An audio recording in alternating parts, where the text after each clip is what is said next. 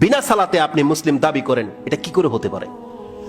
কে শিক্ষা দিয়েছে আপনাকে, বা কে আপনার মনের মধ্যে এই চিন্তা ঢুকিয়ে দিয়েছে যে আপনি নামাজ না পড়েও মুসলিম? এটা কোত্থেকে, এই ফতোয়াটা নিলেন কোত্থেকে, পেলেন কোথায়? এটা কোন হুজুর বলেছে? এটা কোন কিতাবে আছে? এটা আপনি কোরআনের কোন আয়াত পেয়ে গেছেন যার মাধ্যমে প্রমাণ হয়ে যাচ্ছে যে আমি বেনামাজি হলেও আল্লাহ আমাকে নাজাত দিয়ে দিবে? কোথায় আছে সেটা?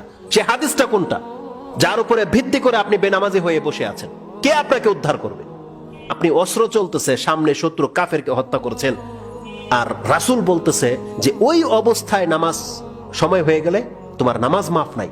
রক্ত লেগে আছে, কাফেরের রক্ত, অস্ত্র চলছে, তুমি থামতে পারবে না, কিবলার ঠিক নাই, পবিত্রতা নাই, ওই অবস্থায় অস্ত্র চলবে, তাকবীরও চলবে, রুকুও চলবে, সেজদাও চলবে, তোমাকে ঝুঁকতে হবে না।